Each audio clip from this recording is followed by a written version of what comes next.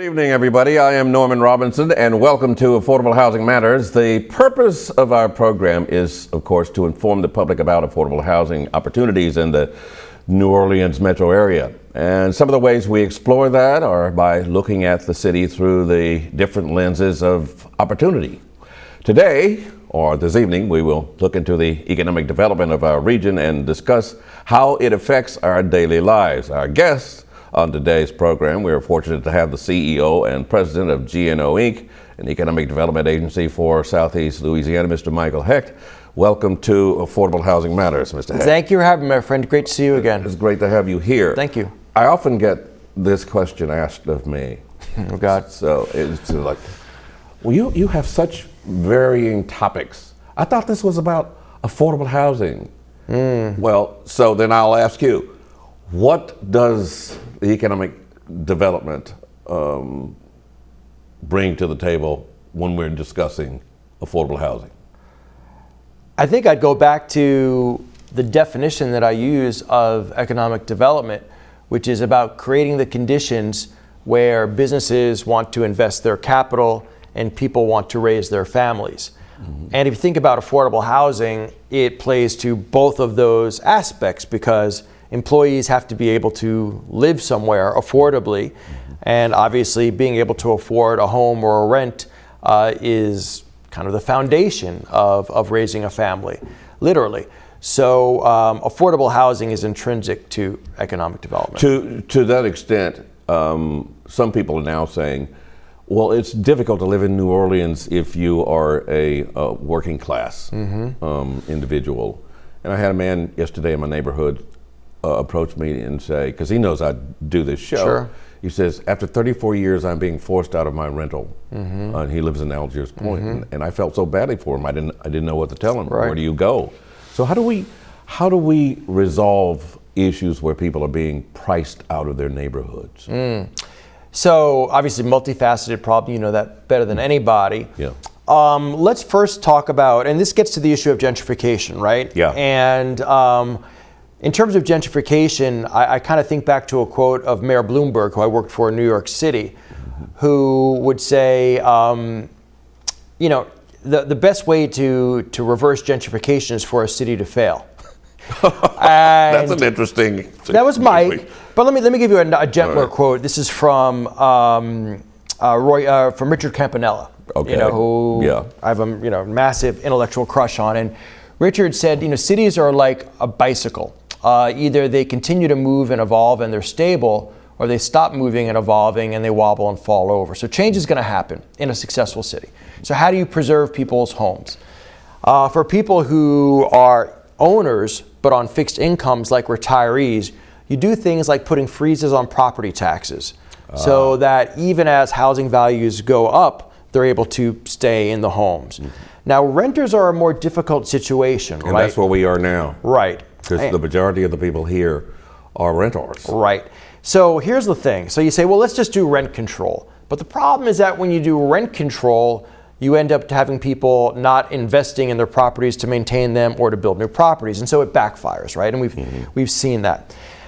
So the real issue is that you need more housing that is more affordable for owners and landlords so that it's more affordable for renters. And so there are a few ways to do this.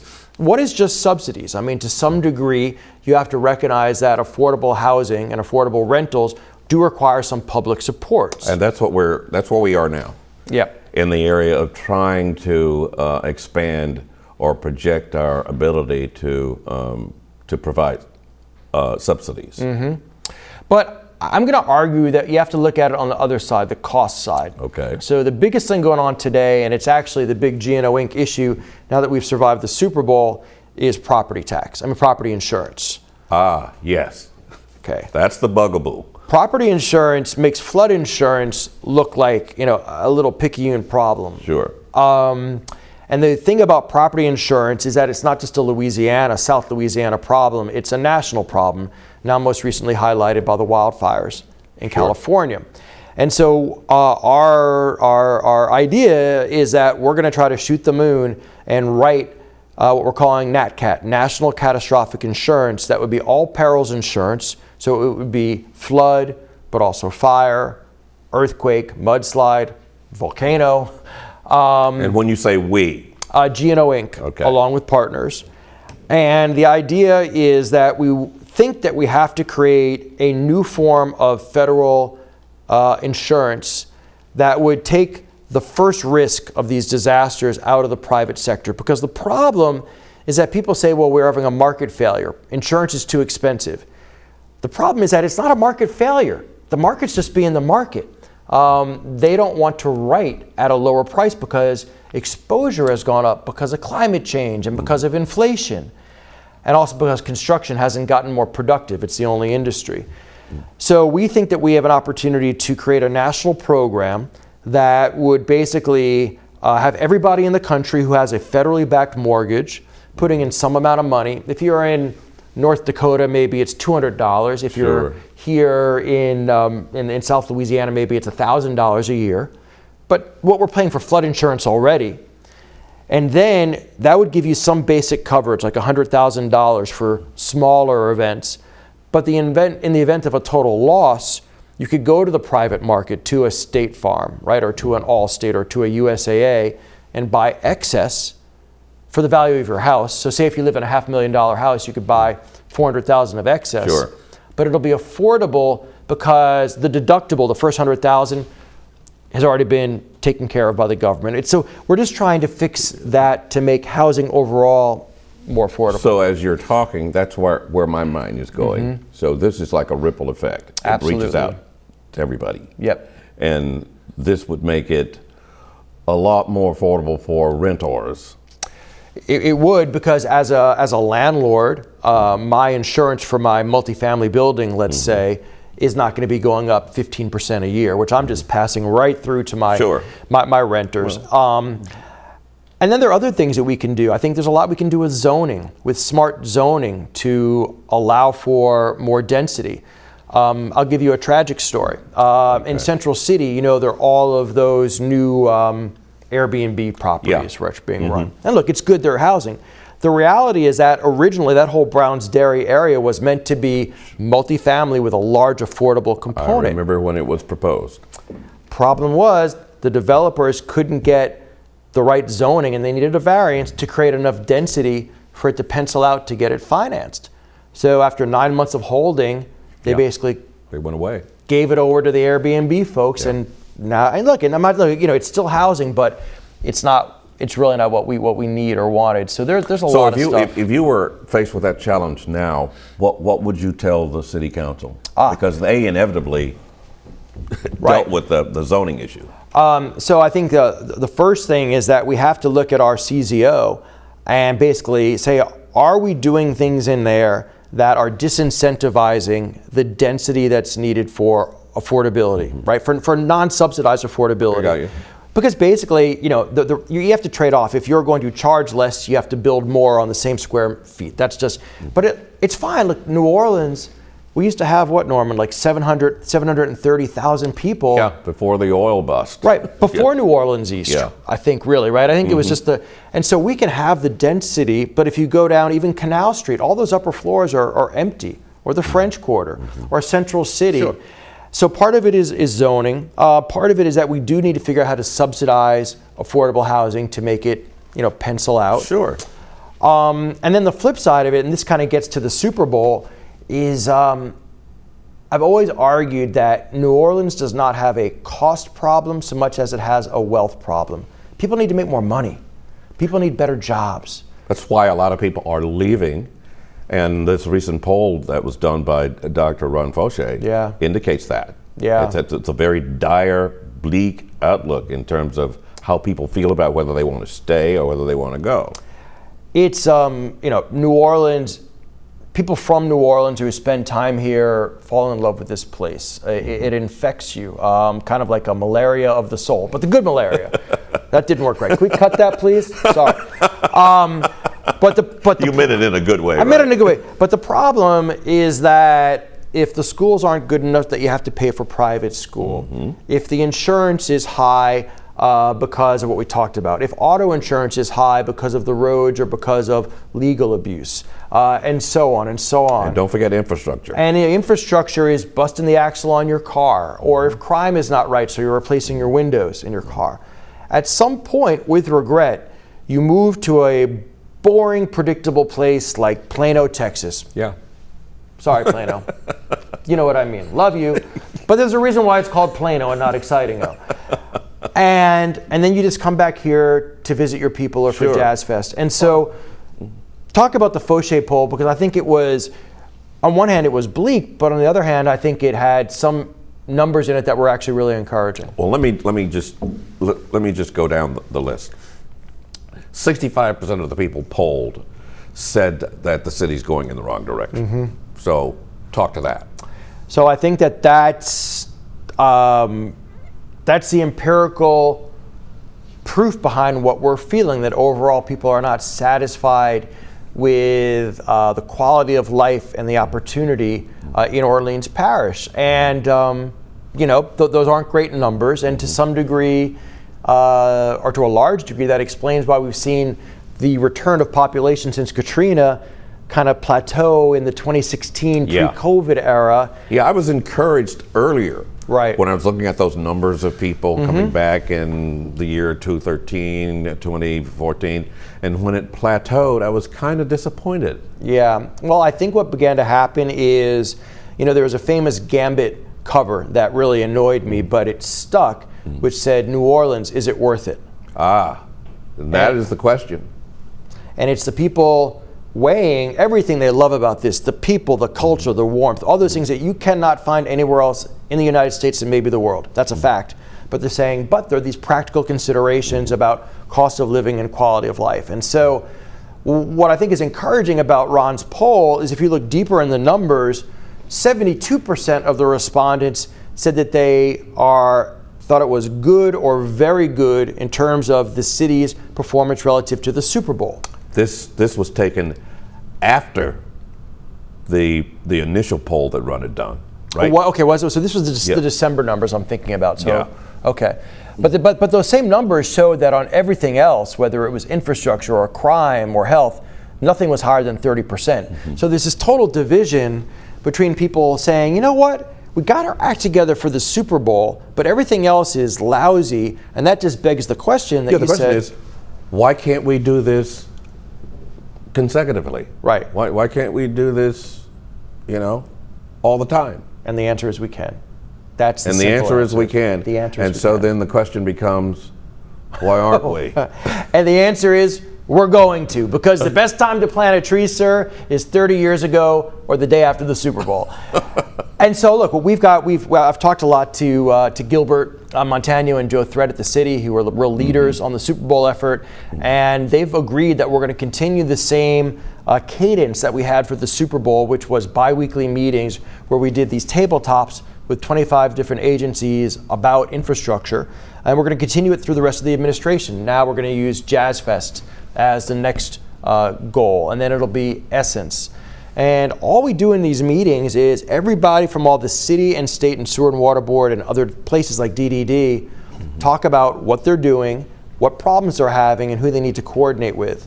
And because we're in the same room, guess what? Coordination actually happens. Well, that happens when people work together. So how does this system compare to a regular governmental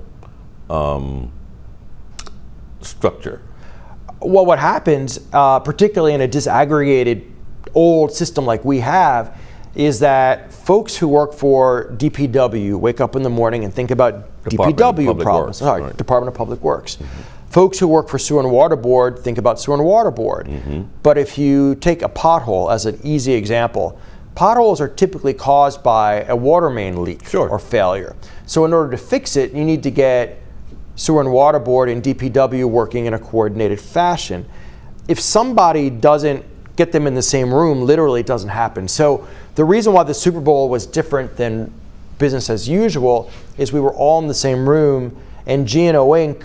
was making the phone calls and bringing the coffee, and I would bring donuts from Hertz every now and then to really keep people, liking me. And it worked. I mean, I'll give you a simple example. Okay. If you look at there was this archipelago of potholes as you crossed Poydras.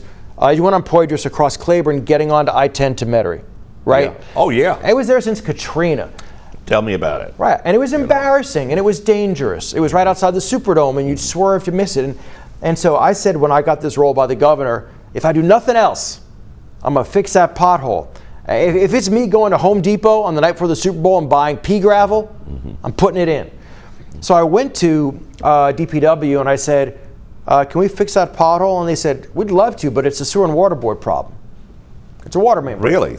So I went to sewer and water. They knew it was a sewage and water board problem. Of course, you could see the water coming but out of it. have they ever talked to the sewage and water board about that? So I said, sewer and water board, can we fix this? They said, well, sure we can, but nobody's ever asked us. Really? So I said, okay. Because I'm real smart, I said to DPW, would you meet with sewer and water board? We'd love to. Sewer and water, would you love to? We'd love to. We got together, and in about 15 minutes, we figured out when the Saints were going to be away for 2 consecutive weeks, which gave us 3 weeks to fix it. And guess what? Now, Gone. what concerns me about this, Mr. Hecht, is if you go away, if G&O Inc. goes away, Right.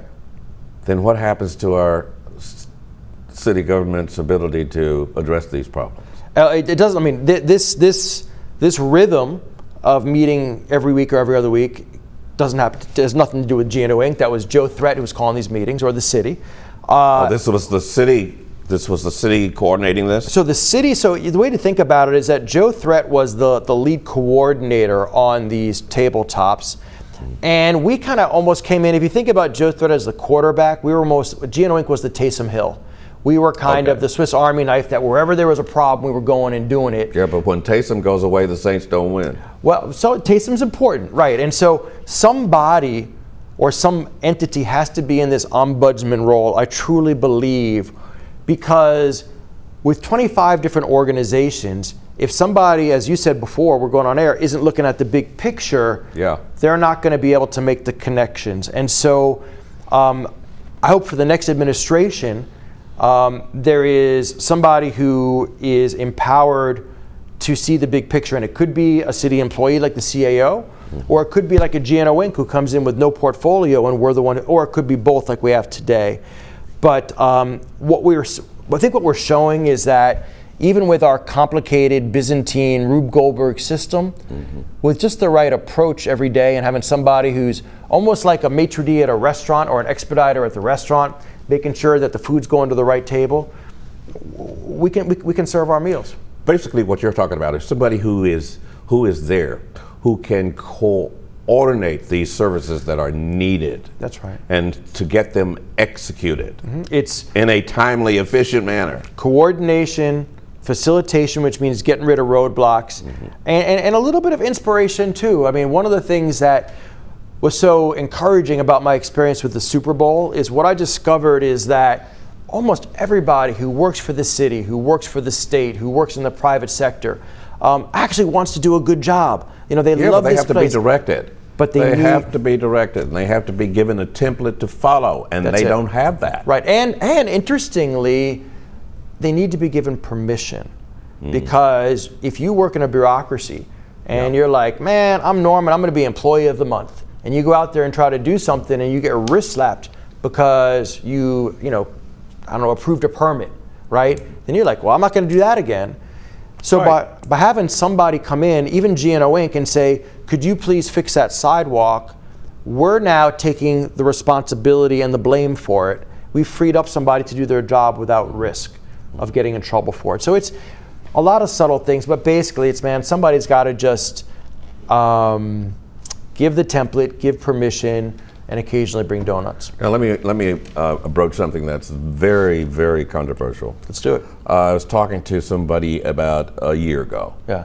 And they were talking about an ombudsman, a person with the ability to see the big picture like you just described, but they called him a city manager. So what did you think about that? So city manager can become a third rail because as it typically happens, it becomes very racialized as an issue because it's seen in the way it typically happens as an emasculation of the powers of the mayor, who has typically been African American, or maybe people feel should be black in a majority black city. But there are a lot of ways to skin this cat that avoids that.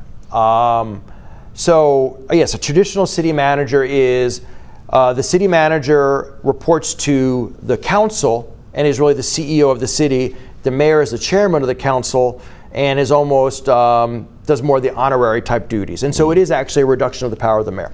But there are other ways to do it. You could have the CAO effectively be the city manager. There's no reason that the CAO cannot have the exact same role, get paid the same amount of money, bring the same level of expertise. Then the CAO.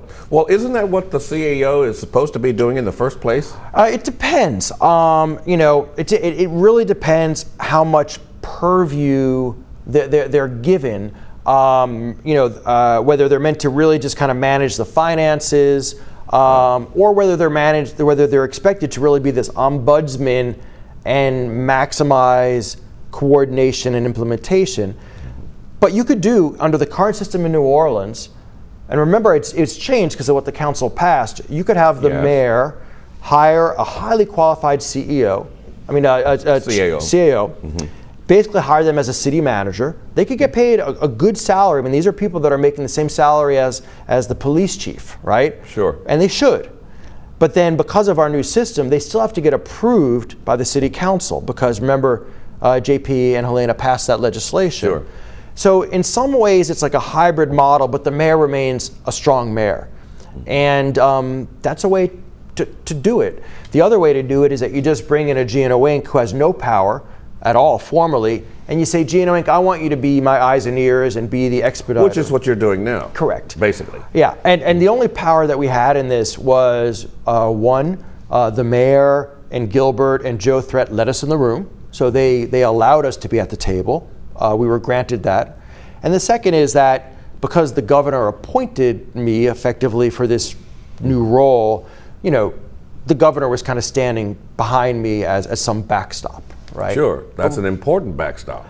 And that's not a backstop to be ignored politically. No, it's not. And although I gotta tell you, man, I just feel that people were so motivated by the Super Bowl and the Sports Foundation and Marcus Brown at Entergy that it was really much more carrot than stick, is the truth of it, as I think about it. So what do you see this going forward? I hope that fundamentally, coming through the Super Bowl, when everybody, Uber drivers, Roger Goodell, even the internet, Carly B, right? Yep. Chad Ochocinco, said that this was the best Super Bowl ever. And to quote, I think it was Duncan who wrote it, who said, New Orleans shimmered like a Pixar movie, right? Beautiful quote that Jeff Duncan wrote. That they understand that, getting back, kind of coming full circle in this conversation, we can have this all the time. We just have to have the right coordination and we just have to give a damn. We can always look and feel and smell wonderfully.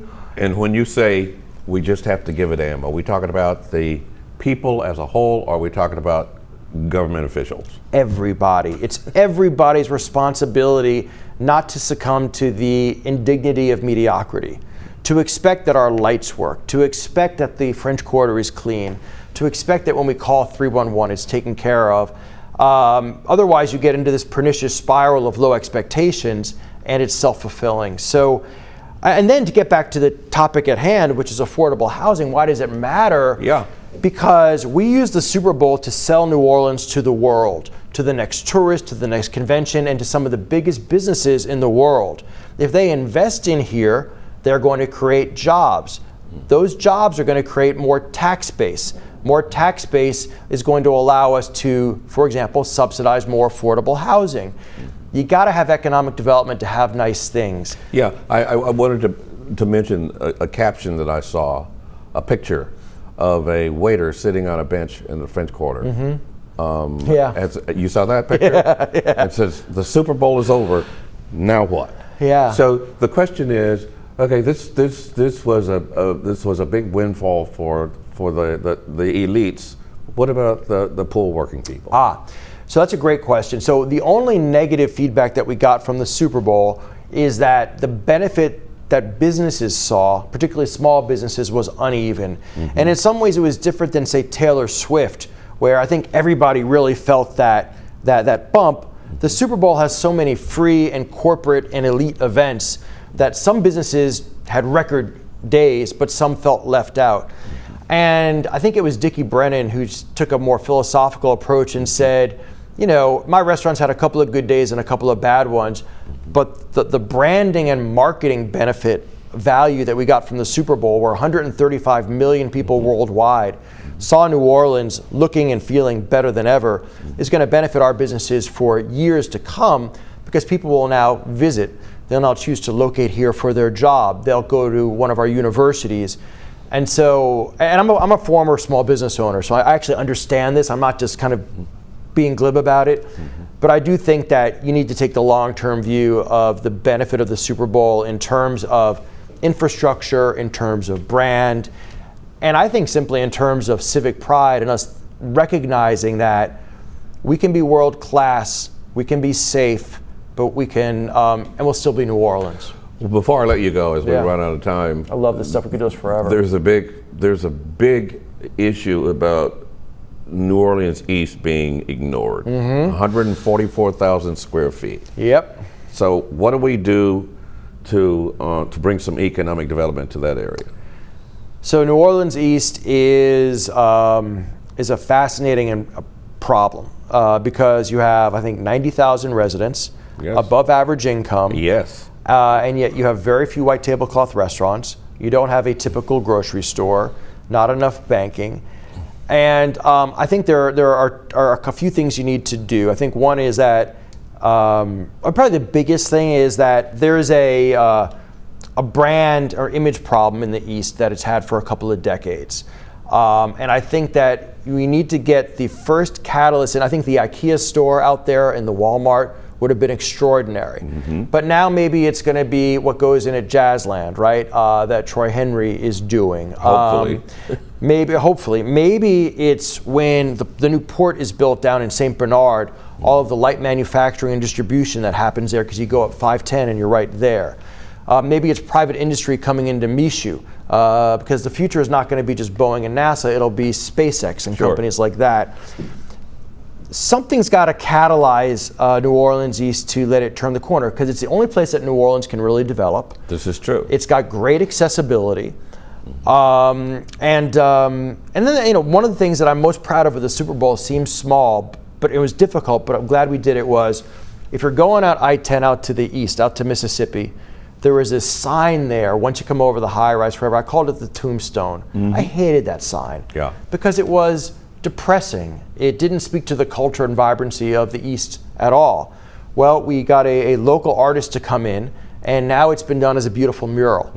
And I think we just have to keep taking those baby steps. So that is on your radar. Oh, you want people to know that. 1,000%. New Orleans East, and we've been working with, there's some really proud and able people in New Orleans East, in the community groups there, and we're working together. We were actually talking about it yesterday with Tangi and Deshay from the East. And the East is going to happen again, but it requires focus and I think one big catalytic project. Well, thank you for being here, and I hope you'll come back to see us. If you'll have me again, I will. I appreciate will have you. Keep working, because we want to see things progress. Yeah. We want to see this energy that was created during the Super Bowl continue, and we want to see it spread out through the entire New Orleans area for everybody. 1,000%. All right, thank you again. Thank you, Norman. Right. We would like to thank Mr. Michael Hecht for joining us on tonight's program and discussing the economic development in our region. Join us next month as we discuss how flood insurance is influencing the pocketbooks of the citizens of New Orleans. In addition, how about this? Have you missed an episode? If so, click on the QR code on the screen and it will direct you to the WLAE YouTube page, where you can view all of our previous programs at your leisure. Until then, I am Norman Robinson, and we will see you next time on Affordable Housing Matters.